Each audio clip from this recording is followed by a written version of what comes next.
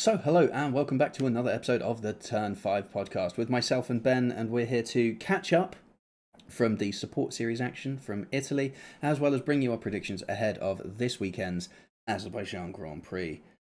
We'll kick things off with the Formula 2. Should we start with the most contentious point of the weekend, Ben? What do you make of Arvid Lindblad? Great driver. He's quick, we know that much. I think on this occasion, though, maybe he was a bit too quick for his own good. But he just needs to understand that there is a brake on the car. I think he needs to understand that when you've damaged the front wing of your vehicle to the extent that he has, front downforce is therefore optional and not guaranteed. And therefore, maybe brake a few meters earlier. He took out two people, didn't he? You say take out, I say used as a brake. Potato. It wasn't his finest moment in the feature race, was it? Has he been slapped with a penalty for that? It's one of the more embarrassing drives that is seen in recent history. Yeah. It certainly wasn't great. Here we go. Two separate documents. Car 4. I mean, sue me for assuming car 4 is Arvid Lindblad, but there's two documents for causing a collision with two different cars. So we're going to assume that that's him. It is car 4. Collision with car 17. He was given a 10-second time penalty, as well as 2 points for that one. Since this penalty was not served during the race, it's a 5-place grid penalty for Azerbaijan. And the other one with car 2, Roman Stanek, he was given another 10-second time penalty and another 2 points. So he's now up to 9. Now he is quite close to a race ban. And he was also given another 5-place grid penalty because the penalty was not served during the race. So he's got a 10-place grid penalty this weekend. So even if he slaps it on pole, he's outside of the reverse grid spaces. That's not ideal. It still feels quite sort of lenient in a way. I mean, it is only 10 places considering he absolutely clapped two people. So, I mean... And it didn't really look like there was much of an excuse for it either. He had a damaged car. If anything, he should have been brought in. Yeah, it wasn't the greatest. To be honest, that was probably the highlight of the weekend. I'll take you through the qualifying results. So, quali was Luke Browning on pole, ahead of Kushmini, ahead of Roman Stanek. With 10th place being taken by Dino Beganovic. So Dino Beganovic would have started on reverse grid pole. But Monza do Monza things in the lower formula, and nobody stays out front for long. Dino Beganovic dropped to 6th in the sprint race at the end. In the end, the sprint race was won by Leonardo Fornaroli, once again on a bit of a winning streak at the minute. After years of not winning, he's now decided to put together a string of race weekend wins. Second place was Arvid Lindblad, and third was Joshua Dirksen. And then that was the definite peak for Arvid Lindblad's weekend. Yeah, the feature race was won by Luke Browning ahead of Joshua Dirksen and Pepe Marti, with championship leader Leonardo Fornaroli, or at least he was leading the championship on the way in. I haven't actually looked at the standings yet. Leonardo Fornaroli finished Don't you 5th. worry about that. Is he still? He's oh god, yeah, he's still up top. Okay, fine. He's healthy. Never mind. The Drivers' Championship stands at Leonardo Fornaroli in first on 174, with Luke Browning in second now on 153. That's done his championship bid a world of good, that race win. Yeah. Richard Verschoor in third on 144. And Jack Crawford in fourth on 137. And Alex Dunn in fifth on 124. There are Was it 3 like rounds left. Hmm? around Silverstone? Dunn was leading, and now he's 50 points off. That is how it goes, isn't it? So, yeah, he was doing all right earlier in the year. Good string of results, and then he's just not had it since the summer break, really. So, unfortunate for him. That's the way the cookie But he crumbles. did get taken out as well, though. Yeah, I'm one of them. Yeah, we can't. Yeah. Yeah. Yeah, so there are 3 rounds left. Next up is this weekend in Azerbaijan. That's always a fun one for Formula 2, I think. You think Formula 1's Yeah. bad at that? I mean, Just you wait. if you have Limbo in your mirrors, you ain't. You're That's getting a out of the nervy way. one. You just open the door for him there and let him sail through. The only good thing about it is the fact that it's a street circuit, so you might just go deep into the wall This is true. instead of a I mean, if runoff. it's into turn 1, though, there is plenty of runoff there, isn't there? Insert Limblad. Steamroll Six, in turn 68 1. foot into turn 1, yeah. Right, Formula 3. The championship is over. It is done. This is the last Formula 3 update we will bring you, probably until the winter break. If we decide to bring you any kind of like full season analysis. Because the Formula 3 season is done, however, there is Formula 2 news where Trident have confirmed that Lawrence Van Herpen and Martinius Stenshorn are sitting in for the Baku round. So, drivers getting given a step up there. For current reference, Van Herpen is 12th in the championship and Martinius Stenshorn is 5th as it stands. Qualifying at Monza for Formula 3 was divided into 2 groups, much in the same way that Monaco is. And in the same way that Monaco is, the times of the group don't matter, it's just the time at the top of the group that matters. The fastest group gets given one side of the grid, the second fastest group gets given the other side of the grid. So, for example, Ugo Chukwu scored the fastest time in Group A with a 1:38.613. Brad Benavides got the fastest time in Group B with a 1:38.120. Now, Ugo Chukwu's time was only quick enough for 9th in Group B, but that doesn't matter. He's still lined up second on the grid on Sunday. That's just how the group format works. It is a bit of a caveat, but and I suppose if you're those drivers in Group B that have set faster times, you would probably feel quite hard done by. But if you're in Group Yeah, A, but then also, I reckon Group B's got a better track, track surely. conditions, yeah. You don't get that many people go that much faster without some kind of improvement. Be that track temperature, more rubbers down, or whatever it is. Yeah. So, yeah, rough. Rough for those drivers that lost out. Good for those drivers that lucked out in that instance. Who would that mean was 12th? Ugo Chukwu and 6th. Lawrence Van Herpen, therefore, would have lined up 12th on the grid on Sunday, which meant he got the reverse grid pole, I think, if I'm doing this right. The sprint race, however, was won by Roman Belinsky ahead of Martinius Stenshorn and Lauren Van Zerpen. So, good results for the 2 drivers that have just been called up to F2. The feature race was won by Tsanopol Intrapuvazak ahead of Nikola Tsolov and Noel Leon, with championship winner Rafa Kamara coming home 5th in the number 5 car, so quite fitting there. Nice. A Seb Vettel tribute. Yeah.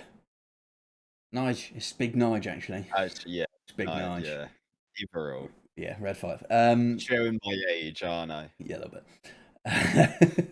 But it's more showing your youth more than I'm showing my age with Nige, even though he was like before I was born. That means the final standings for the championship. We have 37 drivers in the end. And I'll take you through the top 10. So in 10th was Alessandro Giusti. I think it's Alessandro. On 67. In 9th was Tappanen, also with 67, but wins on point count back on virtue of more 4th place finishes. Then Niall is in 8th on 72. Intra Puvazak finished 7th on 74. Noah Stromsted, 6th on 84. Martini Stenchon finished 5th on 89. Tim Tramnitz finished 4th on 94. And your podium places: Mary Boyer, 116 points. Nikola Tsolov, 124. And Rafa Kamara, 166 points. Formula 3 will return next year. That brings us to Baku, I think. Yeah.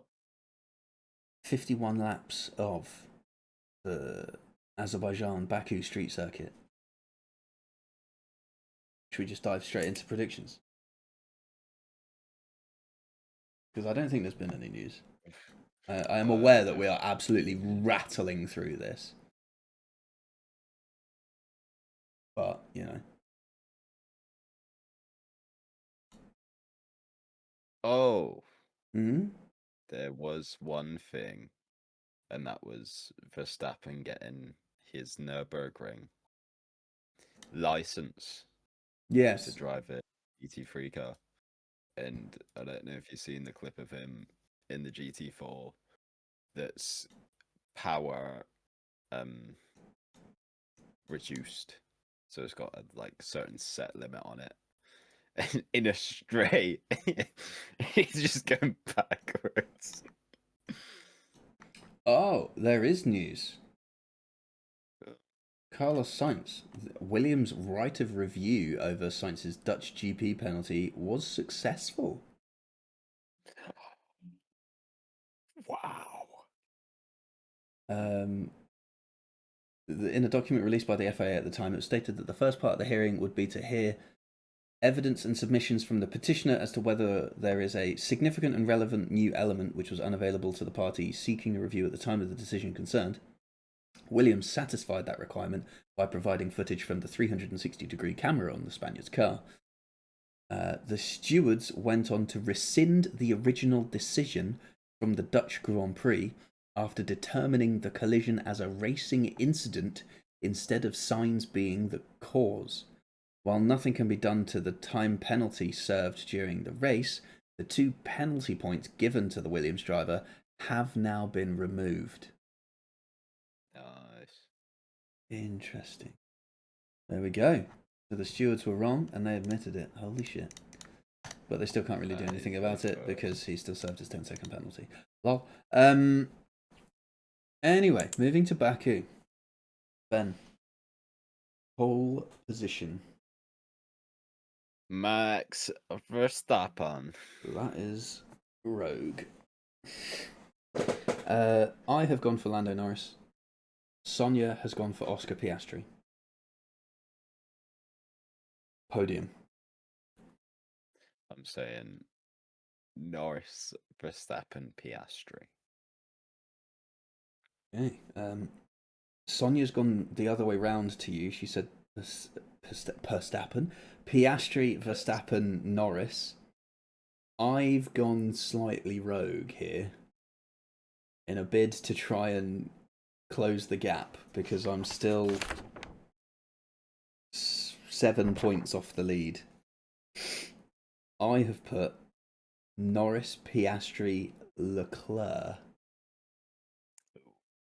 Because Ferrari went okay around here last time, so I'm hoping Ferrari go okay again. Yeah, but they did also win Monza last year. We don't need that. We don't need that negativity, Ben. We don't need that. What are you putting for your bold? Lance Stroll to crash within 20 laps. Is this a crash that requires a DNF or just a crash that requires a pit stop? A crash that requires. I was going to say damage. Significant damage, shall we say? Significant damage. Yeah. A front wing end plate missing is not significant damage. Half a front wing missing is significant. If he pits for a new element, we'll count it as significant damage. Yeah. He's gonna go too tight to the wall, clip it, get a puncture, and then you're like, that's Lance. That's damage, and it's significant. So yeah. Probably done more damage on the way in as well because he's an idiot. I have gone for exactly two red flags in quali. No more, no less. Just two. And I'm hoping beyond hope that I'm right. Lap down showdown. There are 51 laps of this circuit. Who are you going for? I'm going for Franco Colapinto. On lap what? Oh.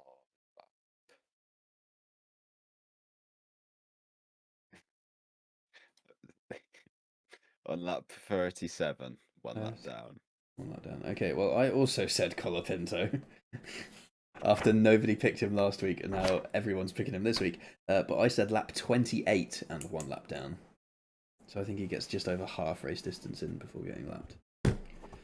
We haven't yet had Chris's predictions. He's currently being held hostage by his family over a game of Monopoly. So we may or may not ever see him again. You know how the Scottish are. Yeah. They take prison seriously. Yeah, go to jail. Go on, son. Off down the road you go. Right. Fucking hell, Ben. We said half hour. We've done it in 19 minutes. We're good at this. And it's going to be less than that because I've got to trim stuff off as this as well. Right, yes. So this weekend is Formula 1 and Formula 2 action.